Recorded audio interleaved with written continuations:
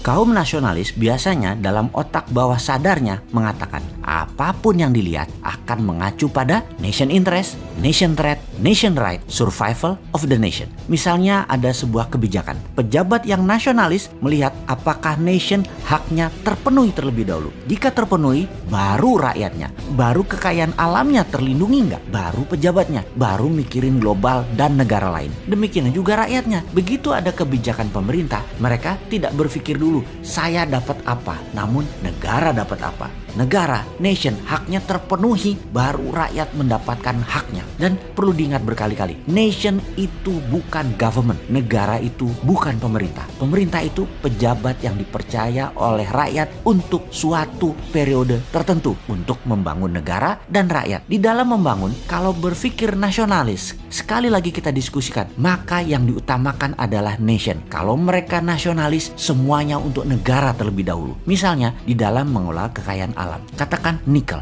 Nikel kita dikeduk. Pertanyaannya, negara dapatnya apa? Rakyat dapatnya apa? Alamnya tetap terjaga atau brutal mining penambangannya sehingga rusak itu alam sisanya? Maka di dalam perjalanan bernegara, kita harus waspada sebagai rakyat. Pejabatnya nasionaliskah atau individualis? Atau melayani suatu kepentingan? Biasanya yang dilayani tentunya yang paling menguntungkan dirinya. Kalau melayani rakyat, pasti rakyat diuntungkan. Itu seharusnya. Tetapi apakah pejabat negara seperti itu? Sebentar, bagaimana kalau kita ke negara tetangga kecil kita di wilayah selatan Pasifik? Hanya sebagai contoh. Tujuannya apa? Tujuannya adalah kita ingin samakan persepsi kita. Wahai kaum nasionalis New Mind, kita pasti semua setuju. Salah satu kewajiban pengelolaan ESDM adalah sustainable sumber daya alam, bukan eksploitasi secepat-cepatnya seperti sekarang. Bukan juga digadaikan seperti sekarang dan diambil uangnya sekarang, tetapi dikelola dengan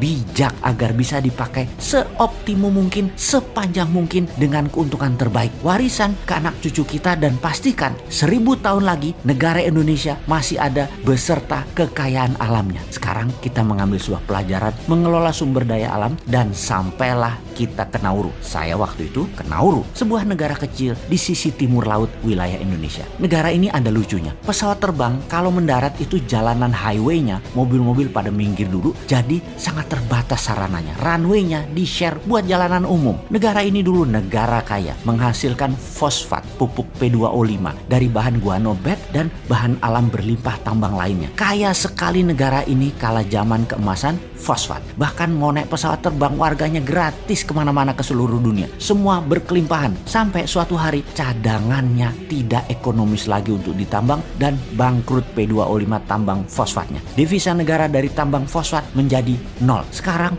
mereka miskin dan hanya hidup, salah satunya membuat diri mereka yaitu negara free tax country seperti British Virgin Island. Namun seberapa besar pendapatannya? Kecil juga. Ditambah wisata masih kecil juga. Apa yang terjadi pada mereka? Kala itu negara pengeruknya adalah Amerika. Bagi Amerika nggak peduli mereka dengan kekayaan alam negara Nauru. Pokoknya sikat aja sampai habis. Ya begitu tidak ekonomis, pindah. Sesederhana itu. Nauru mereka lupa mengelola kekayaan mereka akan sustainability, kekuatan jangka panjang dengan sumber yang dikelola optimum. Sebetulnya bukan untuk menumpuk sekarang dan dihabiskan sekarang. Kalau saja mereka paham yang namanya SWF, Sovereign Wealth Fund, mereka menjaminkan fosfat mereka untuk membangun misalnya Nauru sebagai hub maritim perkapalan ikan selatan Pasifik, negara turis dengan kasino layaknya Monaco misalnya, membangun free tax country lebih cepat, di mana fosfat tadi ketika habis bukan habis hanya mendapatkan pajak saja, namun pokoknya juga dapat. Mereka sudah gantikan kekayaan alam tadi dengan aset produktif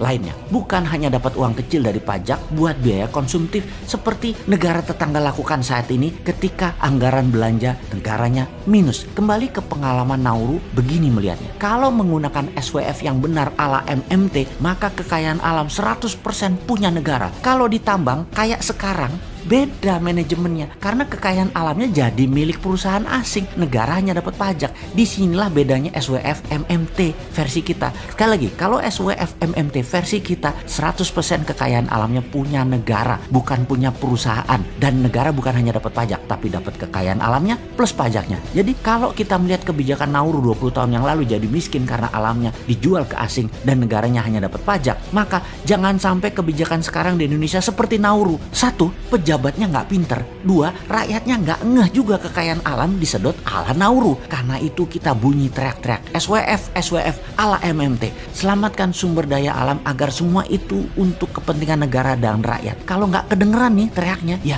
mudah-mudahan kita doakan kaum New Mind cepet-cepet dapat posisi. Amin.